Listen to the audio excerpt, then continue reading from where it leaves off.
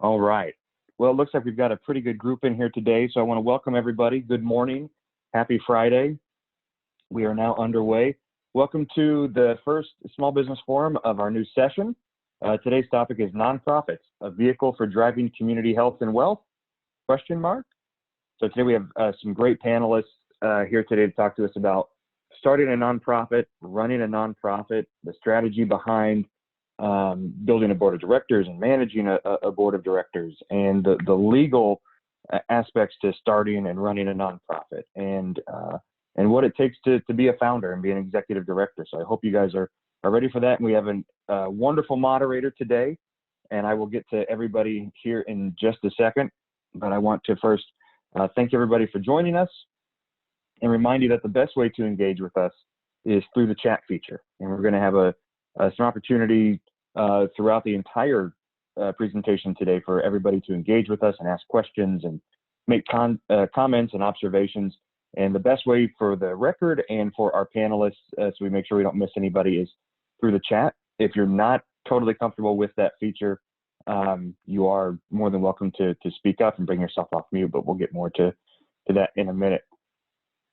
The PathStone Enterprise Center team here for the last really few months, we've been having this internal discussion and debate over, nonprofit versus for-profit and the merits of both and where each of them fit within economic development and the ecosystem, and how we can improve our communities and fight different injustices and disparities in our communities using both the for-profit and nonprofit model. So we thought it would be best to have individuals who are well-versed in both here today, and really those who lean toward the nonprofit side in their daily lives, and how they can show us that, nonprofit it doesn't necessarily mean, you have to run with a shoestring budget, and that you can't, you do have to run it like a business, and that you do have to, you still have to operate by those core business principles. But we're going to learn more about the differences today. So before we get started, I want to go over a few housekeeping rules. First is, if you're not speaking, go ahead and mute yourself. That kind of cuts down on any background noise and any chatter in the back, any kind of static. That helps us. If you join on your phone or computer, remember that there may be some feedback. So if you mute your computer speakers while you're if you're calling in from the phone, it helps again cut down on any feedback. And if you can use a headset when you're speaking, if you decide to speak to us, that's even better, because it's a little clearer sound. So one thing we should mention is that we are recording this. So if you don't want your face out there in YouTube land for all of eternity, feel free to turn your camera off. I keep my camera off for another reason. Like I say every week, it's because I'm so good looking, I don't want people to be intimidated by me. So that's why I keep my camera off. But you are welcome to keep your camera on. We do love seeing your smiling faces. You're welcome to use the chat like we talked about a few minutes ago. Chat feature is great. It gives us a record. We actually go through the chat when we're done with these to make sure that we didn't miss any questions, and that if anybody asked for specific resources or any kind of follow-up, that we get those resources and follow-ups directly to the individual who asked for those.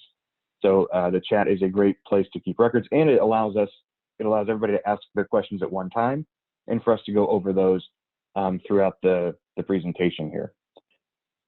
And as we talk about engagement, what I want to do is welcome everybody to tell us a little bit about yourselves in the chat feature and network with each other.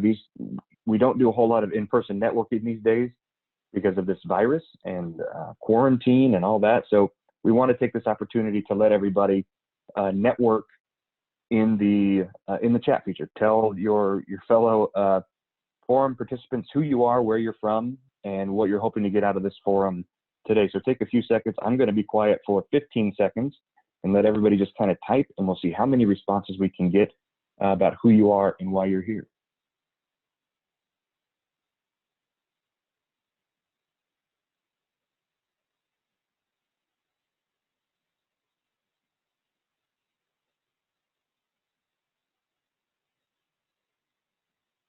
Man, every time I do that, every time I don't talk for 15 seconds, it gets more difficult. So but at some point I am going to have to be quiet. But before I am quiet, I want to talk about PathStone Enterprise Center and who we are. We are a nonprofit community development financial institution. We are mission-based. We operate out of Rochester and Buffalo, as well as Puerto Rico. We provide small business loans and technical assistance to individuals in financially underserved communities and communities that are historically disinvested in and kept away from opportunities. So we are working to not only bring opportunity to these neighborhoods, but more importantly, allow neighborhoods and communities to create opportunities for themselves and to really fight back against those injustices. So we do everything we do loans from $5,000 up to $250,000, depending on your readiness.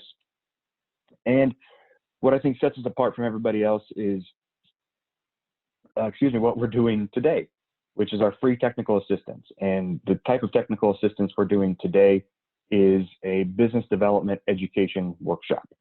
And this is our forum. We have several workshops throughout the year. We are in the middle of both Tech Talks and Next Level.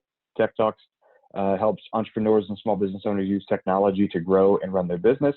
And Next Level is kind of the second step up from boot camp, or the next step up from boot camp for startups, where we learn how to really run our business, how to get in the mindset of an entrepreneur, and how to be a business owner and be financially successful at that. So we provide one-on-one assistance for our entrepreneurs and small business owners, as well as mentoring, coaching, and networking. If you want to learn more about us, you can always go to our website, theenterprisecenterinc.org, as well as our brand new website, launched this week, bizupbuffalo.org. That is specifically for what we do in these workshops. We're also on social media. Check us out on Facebook and Instagram. And now with that, I want to welcome today's moderator, and I'm going to allow our moderator to introduce our panelists today, Connie Campanaro. First, I want to thank Connie for agreeing to do this. Connie is an expert in nonprofits. She has been an executive, and now she's a consultant working to make nonprofits and businesses better. So Connie, welcome, and thank you so much for doing this. And I'm going to hand the reins over to you now.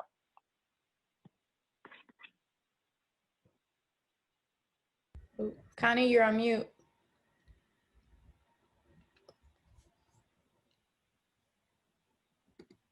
In my past life, I was not doing technology, that's for sure. You're good now. Thank you, Adam, and thank you for inviting me. In my past life, I was a certified nonprofit management from Duke University. I've led nonprofit associations, and when I moved back to Buffalo, it was to take the job of executive director of the Western New York Grant Makers Association. But I have also led for-profit companies, so this is especially exciting for me. I'm sitting here thinking about, John F. Kennedy's famous quote, ask not what your country can do for you. I think it's incredibly inspiring that so many people are trying to find a way to turn their vocation into something that'll help make the world a better place.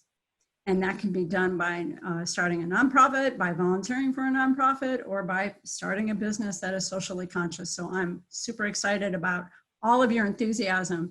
I also want to say that this is such a passionate topic that we could easily go 3 hours, and there might be times today when it feels like I'm cutting somebody off or reeling them in, but I really don't have any choice because we promised you a short session here. I would like to, at this time, invite each panelist in about 3 minutes to introduce yourself and explain what your current role is. And I will definitely get back to you later on other topics that I'll ask you to speak on. So I think I'm going to turn it over to Phillip first. Good morning, everyone. My name is Phillip Dabney. I am currently an attorney for the Buffalo Municipal Housing Authority. I have been a practicing litigator for over the past 18 years. During my private practice as a sole proprietor, I have had a number of opportunities to be involved with establishing, creating, and facilitating 501c3 organizations, as well as community development corporations, faith-based initiatives, and many projects that were geared towards the infrastructure of community, by that of not only just developments, but also programs and things of that nature. So I'm very happy to be here, and I hope that I can offer something that would facilitate the conversation. Thank you so much, Philip. Lucienne. You're on mute, Lucienne. You're on mute. Here we go. Good morning, everyone. It's my pleasure to be here today. I'm Lucienne Nicholson. I am the founder and executive director of Inclusive Woods and Us. Prior to Inclusive Woods and Us, I was always very involved in everything and anything, in every aspect of innate and natural inherent rights that every human being should have a life of dignity and should be allowed to thrive. I have been involved with education, immigration rights, police brutality, every other aspect, access to food, any other aspect that impedes the proper development and the right to self-fulfillment of a human being. I have founded Inclusive Woods and Us because I saw a need that I shared with my community over 14 to 15 years. And then 5 years ago, when I realized, okay, you name it, like Kennedy said, then you own it, you're gonna have to do it for the people. This is when I started the idea on my own of founding Inclusive Woods and Us. And in the last 5 years of incubation within myself, and then 3 years of engaging people in the community, and finally in the last year, I've become a 501c3. The purpose for Inclusive Woods and Us is to fill holes where there are other programs in the city that address some aspect of outdoors education. However, the need is so great that it required someone to come in, to commit full-time, 7 days a week, 365 days a year, 4 seasons, to give enough access to the outdoors to city children who are living in communities that are underserved socially and economically. So the purpose of Inclusive Woods and Us is about a paradigm shift, is to become, for the organization to become unnecessary over time, because every child in the city will be born, and it will be so natural for them to go into nature that they will wonder why we need an Inclusive Woods and Us. So this is unusual. I have founded an organization for the purpose of it to then not be necessary. Thank you. Lucienne, I have an idea too. Could you jot down your website on these notes too, because people are gonna wanna log in and learn a lot more about what you're doing. That's wonderful. Yesenia? You're on mute too. Yep. Good morning. My name is Yesenia Ramos Torres. I am the Director of Corporate Operations for PathStone Corporation. I've worked for PathStone for 15 years, and my job pretty much centers around corporate governance for the organization. I'm also the treasurer for the Puerto Rican Festival of Rochester. I've been there for 10 years.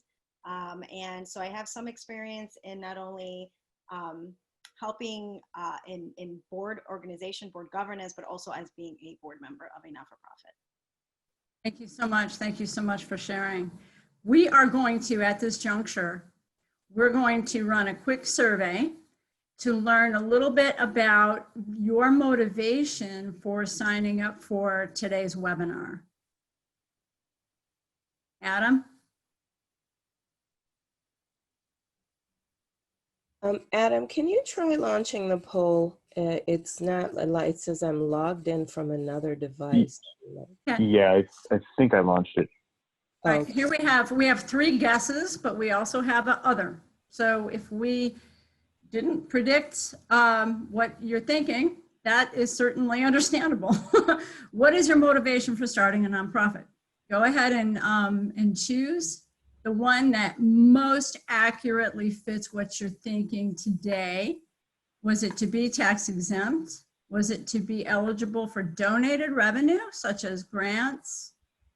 Was it to contribute in a way that has a positive social impact to address a need in society, to give back and make the world a better place?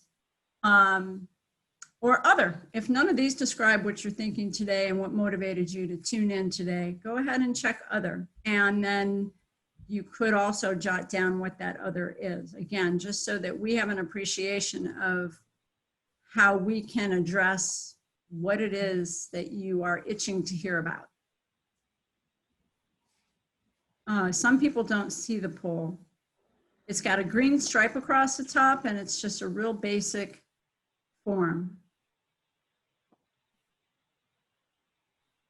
Oh, poll just ended. There we go. So I'm going to share the results here, Connie. Awesome. Can everybody see that? All right. I think we have our answer. There you go. Thank you. Thank you so much for that. And this will be great for the panelists to have this information as well. We are going to talk about, so you want to make a positive impact. You want to initiate change. You want to lead a charge. Maybe you want to leave a legacy. Maybe you see areas that could be repaired or that are weak. And in choosing whether or not to start a nonprofit, I'm going to go over to you, Phillip. In choosing whether or not to start a nonprofit, what would be like a checklist of things that you would investigate? Well, I think it's first important to understand that the nonprofit organization is an animal of the state, an entity of the state. So you would first want to go to the state website and determine what are the guidelines and instructions as to creating a not-for-profit or nonprofit. You'll find that in New York State, those are interchangeable, not-for-profit and nonprofit. Although in other states, they would have some key differences. But here in New York State, they're interchangeable. And it becomes important in understanding, first of all, what your purpose is in creating the not-for-profit corporation, to then determine what type of tax designation you would then need to consider. You'll receive one of the slides or printouts that I provided for your review to just express how there's a duality in this type of entity because of the fact that there is the statutory requirement, but because of the tax designation, it's just as important in terms of being very clear and your application being very clear in your purpose in creating it. So that's a long-winded answer, and just in terms of just simply saying, go to the state site, and then once you're evolving in the purpose of what you intend to endeavor, then it would help you to decide how to approach whatever tax designation you're considering. Tax designation under the 501c entities that are available, and there are a number of them.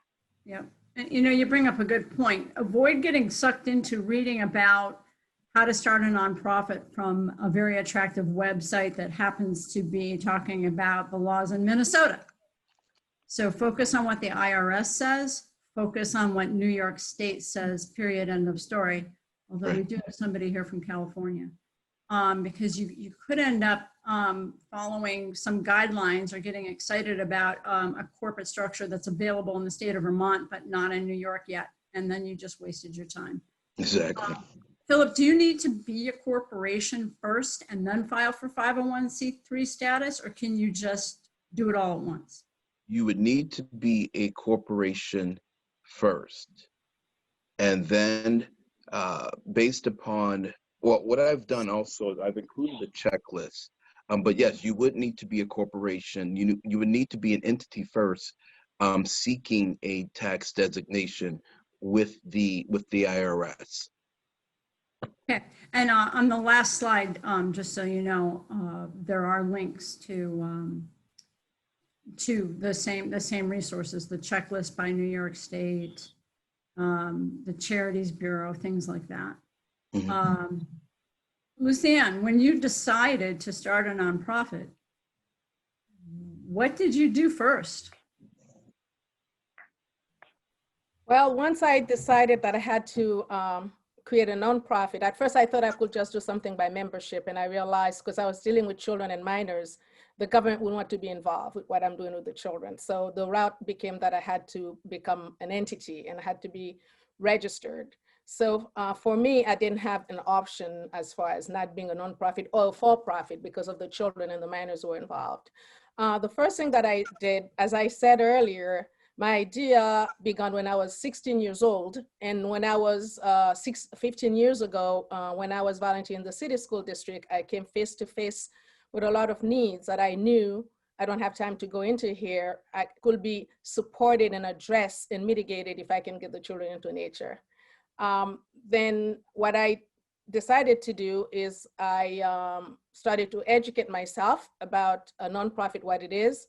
And I spoke with people who are knowledgeable. I believe in surrounding myself with people who are much smarter than I am. And I'm ready to take advice and I welcome critique.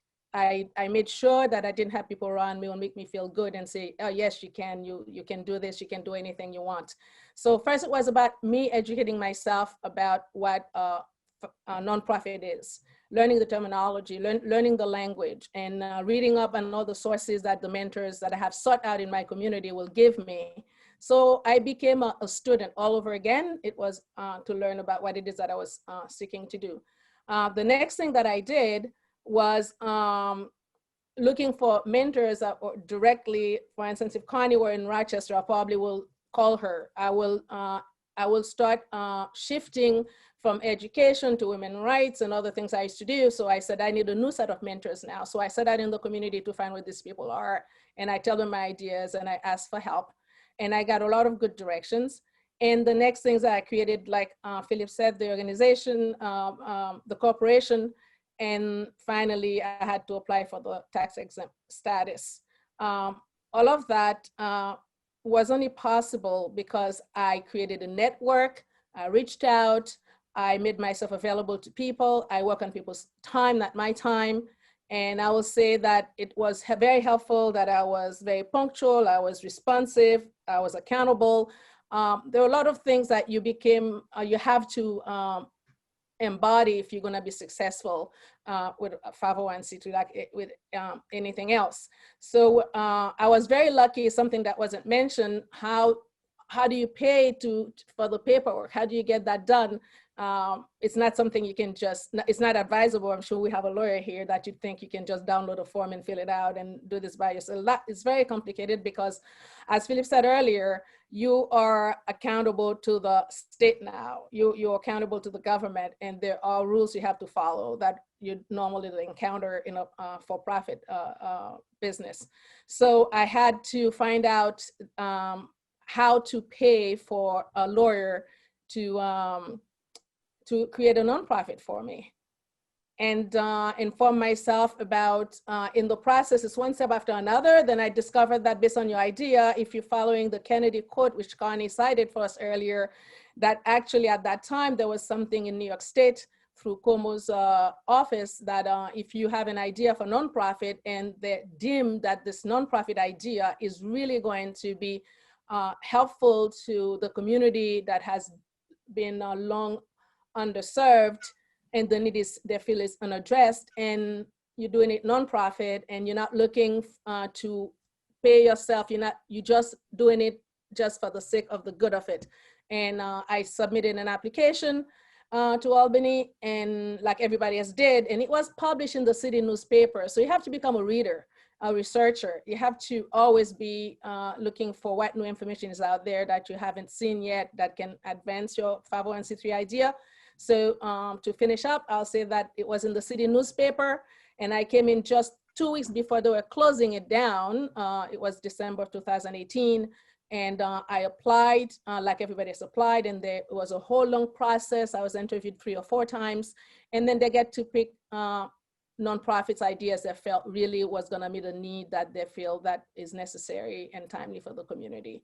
So we should be thinking about yes, you have the nonprofit idea, but you really need somebody with legal lens to help you through that. It should be noted that, to my knowledge, here it is 2020, there isn't a database that you can turn to where you could ascertain, is there already a nonprofit doing this? So on the one hand, we can appreciate why funders, they might get a little frustrated when a new nonprofit pops up to do something that is already being done, or they would like to see more collaboration, but it's really difficult to get your hands on that information. And it would be great if there was a way to do that by county. Nonprofits listed by when they started, what area they serve. It would just be really great to see what's already out there before you endeavor to start up. And maybe someday there will be such a resource.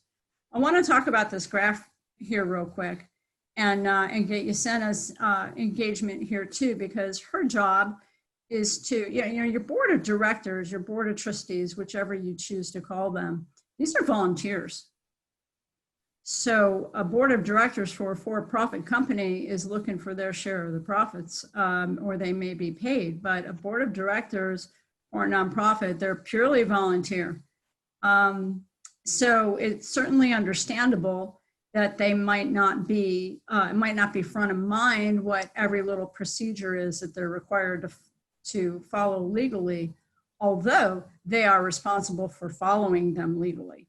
Things like an annual conflict of interest statement, having them sign that before they're even nominated. Some of the hard and fast rules of New York State. So it's really great that PathStone is large enough to have someone who can direct the operations and make sure that everyone is following the law. So I'm hoping that maybe I'm sorry, I keep getting your name wrong, Yesenia, and talk about just real quick this graph. Who's the owner? Well, in a nonprofit, we know that we have no owners, right? It's a group. It's the board that really manages the organization versus a business where there is an owner. In my experience, board members join a board because they have a passion for the organization. So for us, we're such a large organization. PathStone runs 15 different lines of businesses in 7 states and in Puerto Rico.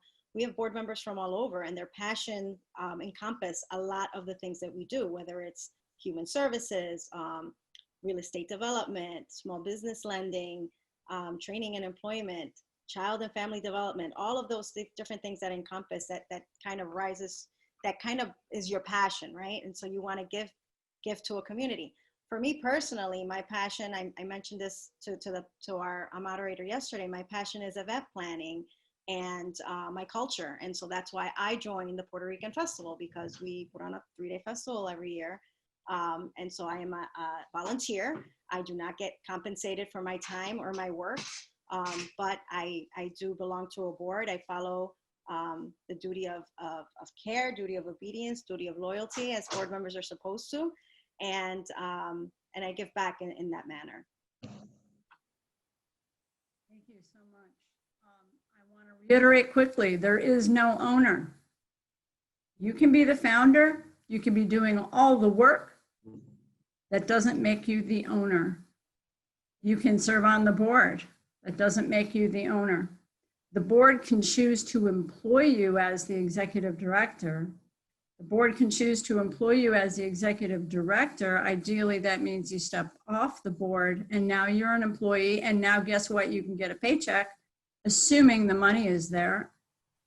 But the board can also fire you, even though you're the founder. So these are things to keep in mind when choosing this model. If you prefer the sense of ownership and control, there are other models for you to look at. I'm looking at one of the questions here. It talks about ministries and religious-based nonprofits.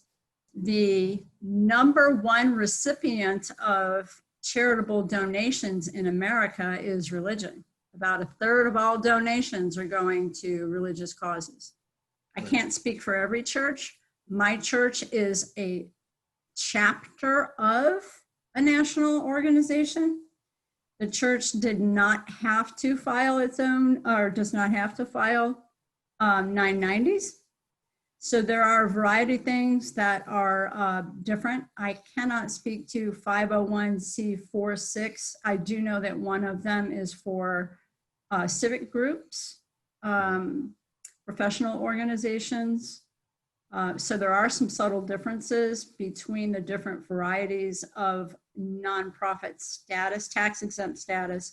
So I would invite you to look at how that works. But you're correct. There are a few different varieties of that.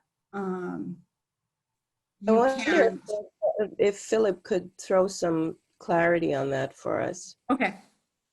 Thank you. You're finding more and more, and I would say that this would date back to, and probably before then, but certainly dating back to the administration of the second Bush, George Bush, that there was a growth in faith-based types of corporations, CDCs, if you will, that were primarily focused on monies being earmarked and set aside for churches who were entering into a for-profit feel type of community development project. So it would allow a church, which of course is a tax exempt entity under 501c, to then have a second designation under a CDC, specifically a 501c3, and thereby receive not only donations, but also grants that, again, were set aside for these types of projects. So you're finding now, more often than not, that most churches, those who are intending to sort of be the cornerstone of their communities, they're creating these 501c3s in order to have those types of development opportunities. Public-private partnerships. Yes, yeah. So, and that's where we are today. And as I said earlier, there are several entities under the 501c's that are tax exempt entities, but they vary based upon the type of purpose. Many of them are service purposes. Others are those that are related to civic, charitable types of services. And then you have some that are specifically for sports, recreation, and things of that nature. Yep. But there are a number of different entities. And foundations are nonprofits. Right. So even on the list of the Yeah. top funded charitable donations, they are going to the same foundations that you might be asking to help you fund your nonprofit. So Right. it is that is worth noting as well, that a private foundation, well, actually it's a public, the public foundations more than anything, the public charities, the United Ways, they're raising money and giving money away. I also want to mention that it is not unusual at all to read in the guidelines of a private foundation that they do not wish to support a religious organization or a church. That's one of the things that they try to steer away from. So it might be a little bit harder to find those kinds of grants if you choose to go that route. Just to be upfront about that. I'd like to talk about mission-driven for-profit business. Just some examples of local businesses that chose to do what they do and chose to stay a for-profit, even though their goal was to make an impact and help others. The Care Connection, prenatal and postpartum education, the Buffalo Center for Anaplastology, is he started a movement that if you're in an accident or you have cancer or for some reason, God forbid, you've lost your nose or your ear, if you happen to be a person of color, you certainly need something that looks natural, and that wasn't being done, and he was mortified, and he's doing that. Mobile Eco Steam, it's they'll dispatch to your home or business, clean your car, but in an environmentally friendly way. That's a Black-owned enterprise based in Buffalo. We also have some examples of cause marketing. These are for-profit companies that are finding a way to make a difference as part of their mission. So yes, they're in business to make a profit, make no mistake about that. They're in business to make a profit for their shareholders, their owners, their co-owners. However, in doing so, American Express will give a penny for every dollar spent to help preserve the Statue of Liberty. The Body Shop was donating products and supplies to healthcare workers during the pandemic.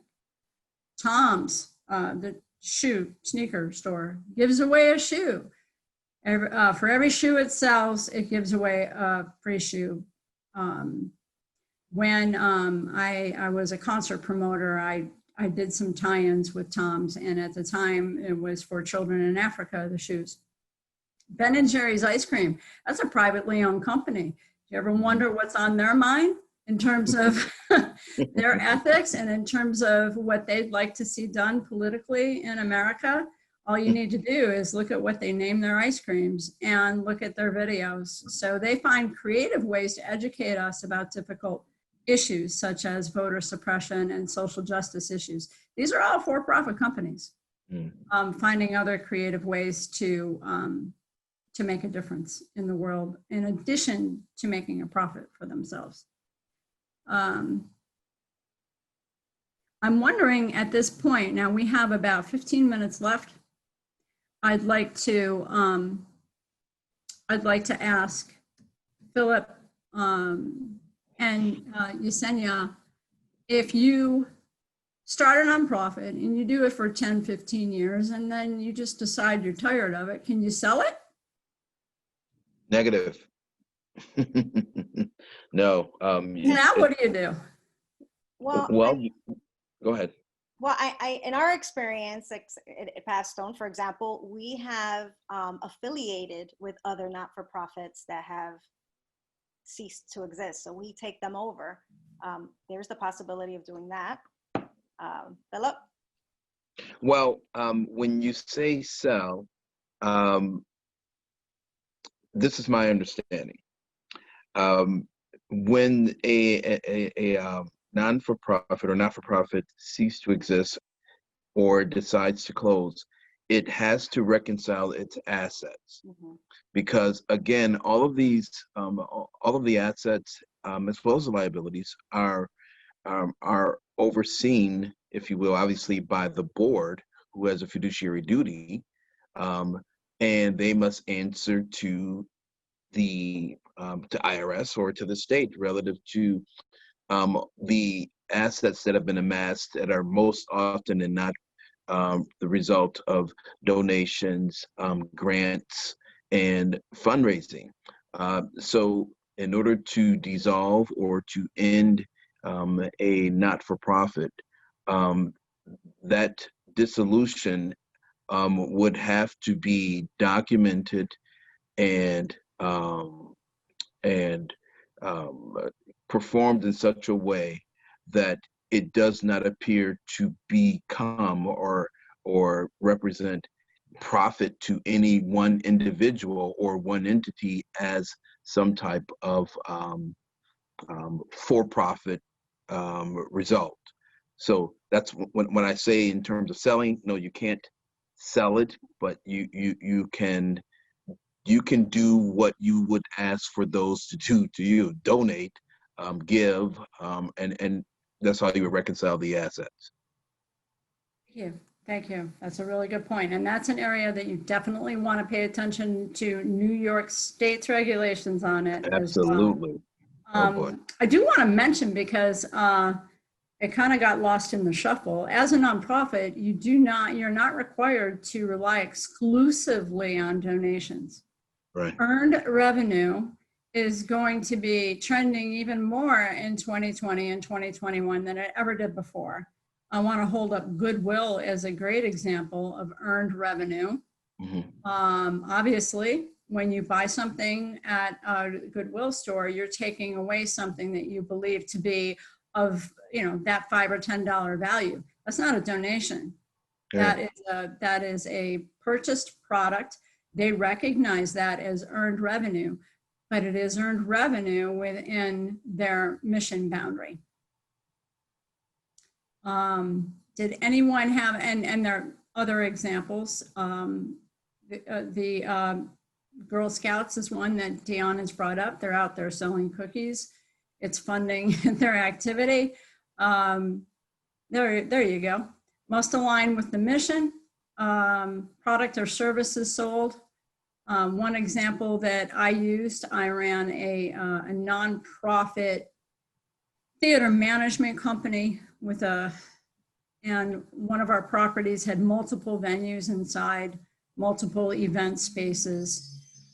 There were donations, there were corporate sponsorships, there were concession sales. Now the concession sales were the things that were considered by the state of North Carolina as being within our mission, because when you go to a movie or a film festival, you expect popcorn.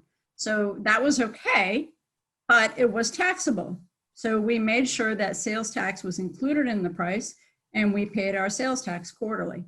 So there are things that earned revenue that you can bring in as long as it is obviously tied to your mission.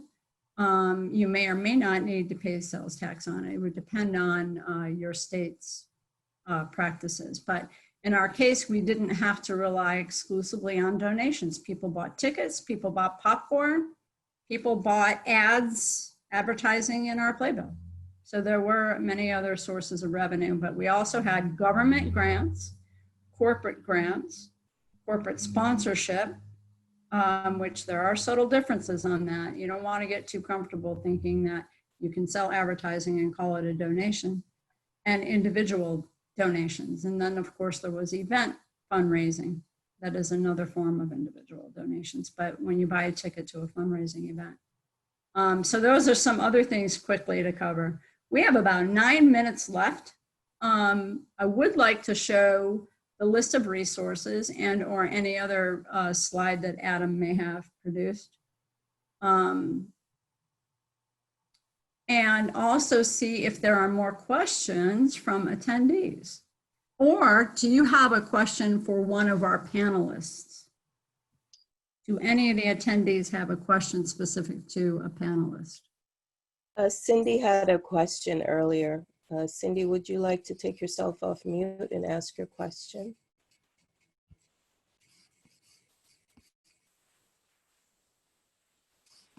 Is it Sydney or Cindy? Sydney, I'm so sorry. Sydney. Okay, no problem, because I'm like, I know there was a Cindy and I thought she had a question, but I thought was answered. I'm trying to think of which one.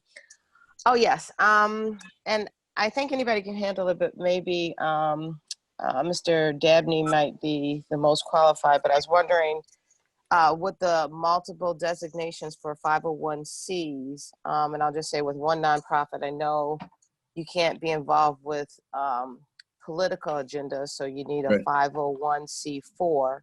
Correct. I'm wondering when there are multiple, I'll say within your mission, if multiple 501c designations are applicable, do you need to have a separate corporation for each of those designations?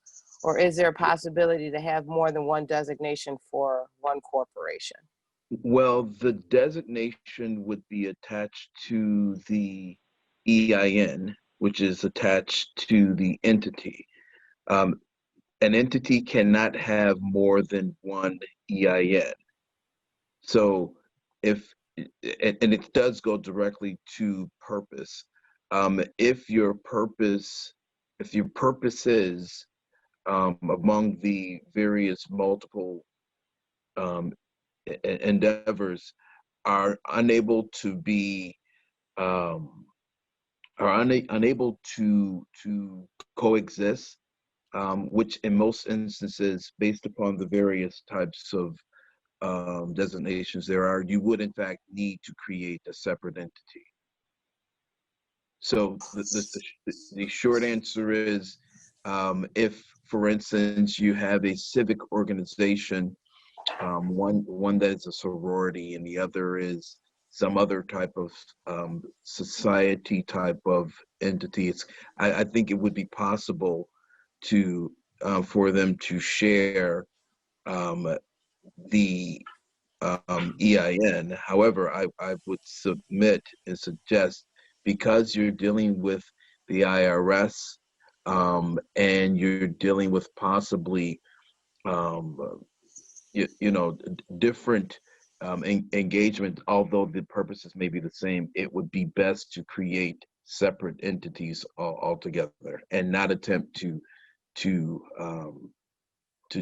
have too many things going on under one IEN or EIN. Sorry. All right, thank you. I thought that was the case, but I wasn't sure if anything came down the pipeline that would allow more than one designation. Thank you. I would like to address another question and engage my business partner, who is not only a state licensed CPA, but a certified nonprofit accounting professional, and that's David Kraus. So this question is, I've read about hybrid nonprofit that also allows for profit-making entity. I have not. I think you're either a tax-exempt nonprofit or you're not. But do you have any thoughts on, a nonprofit can have a surplus. That surplus is reinvested into the mission and programs of the nonprofit. It cannot go to individual stakeholders. It cannot go to individuals. But David, do you have any thoughts on this question? If you're talking about legal structure, I would kick that over to Mr. Dabney, because he's better qualified to answer that. But if you are talking about an individual program within your nonprofit that happens to turn a surplus, there's nothing wrong with that. If it's within your mission, great, then that program, or maybe your entire organization, turns a surplus every year. Because nonprofit doesn't mean no profit. That's a misnomer. However, let's say a nonprofit wanted to adopt or run a program that was outside of its mission. There's actually nothing intrinsically wrong with that, but you will run into an issue called unrelated business income tax. Right. So if it's not within your mission, you'll just have to pay tax on that income. So I guess it boils down to the question. If you're talking about a different corporate structure, maybe Phillip. David, actually, that's an interesting question. So for instance, if we decided, say if I'm a part of an organization where we're attempting to construct scholarships for kids, and one of the scholarships involves some type of profession, like say in the practice of law, and we decide to actually have a lawyer who we hire or to consult with in terms of creating that particular scholarship. And I know this is a crazy hypothetical, but in hiring that lawyer, if that lawyer requires us to purchase a database that he uses with his consultation, would we be able to use our exemption in order to purchase that database? Or because that possibly would be deemed as unrelated under our general mission, we would probably have to pay taxes?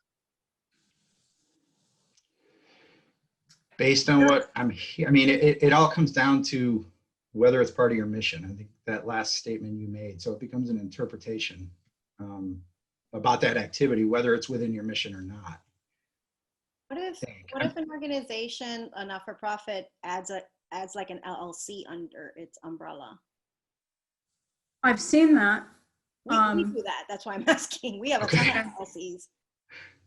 I can't speak to that. Maybe Phillip, can you speak to that a little bit? Because I actually do not do taxes. So. Well,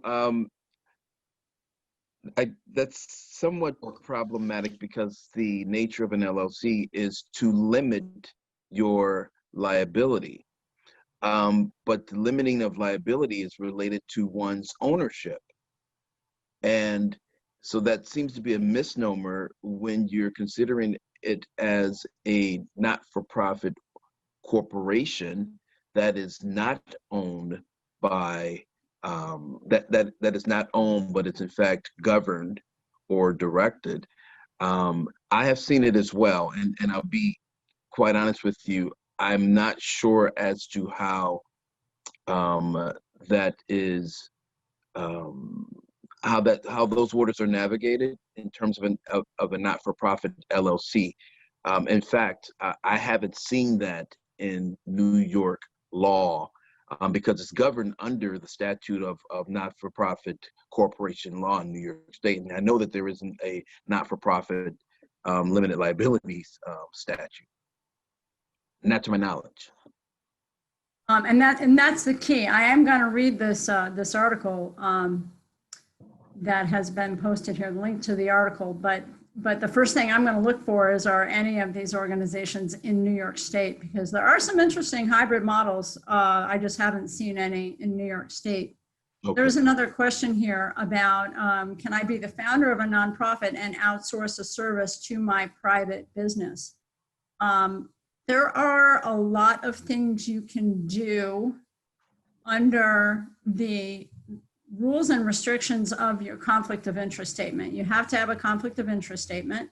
I'll give you an example. We have a client where a board member owns a business that the nonprofit could use to help service one of their programs. So if there is a board discussion that is recorded and transparent about whether or not to pay that business for that service, proof that it is undeniably the best deal going, that there are no competitive pricing to use someone else's business for that service, then you can. It's about being transparent. It's about, did the entire board agree that before we sold popcorn, the best popcorn and the best deal on popcorn was available only through this board member's business, although it would be far better if that board member then donated their popcorn as a board member. But, you know, if it really makes sense on paper and the board agrees, and the person that owns the business was not in the room and did not take part in that vote, and Yesenia can speak to this even better than I, then yeah, you can. You can. Connie, I have a question, if I can Yes. ask. This may be a question for Yesenia. Is there, I know we have people on the call today who are interested in starting their own nonprofit, and they're in those idea stages, that idea stage. Are there any rules or best practices around executive compensation as it relates to the entirety of the budget, or are there rules like you can't pay an executive director more than, you know, some multiple of some other budget item? Are there any rules around that? Your 990 is going to invite you to attribute, where did you get that figure from? In my case, as the president and CEO of a performing arts center and film festival hub, I had to show the salary survey for executive directors in my field. And the board would go off and privately discuss the salary survey, and they may have even picked up the phone and verified the truth of it, but you can't just pick a number and say, this is what I think the executive director should make, or the president CEO. I can attest that we do a lot of salary comparisons in our field to make sure that we're kind of in the ballpark for all the executive salaries, so that is accurate. Yeah. And there are many nonprofits that just make as a statement, our CEO, there will be no one that makes more than whatever percentage than the lowest paid employee.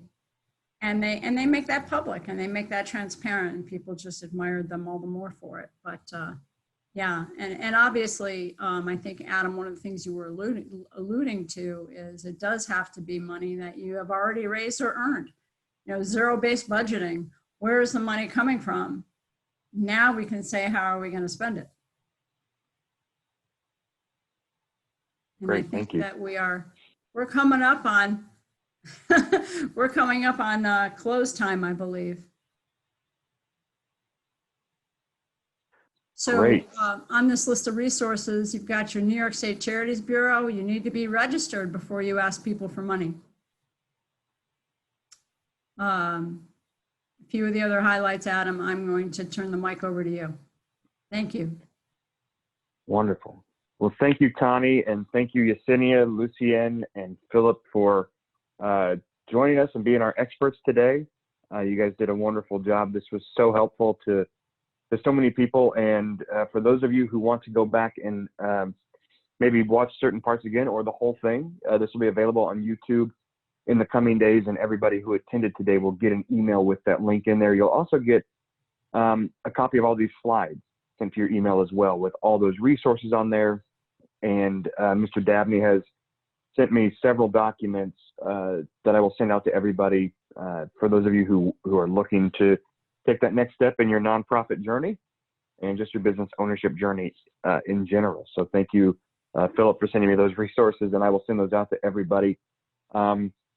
We have our next level coming up on Monday. For those of you who would like to attend that, any business owners or wannabe entrepreneurs who want to join us on Monday for that, 12 to 1:30 on Zoom.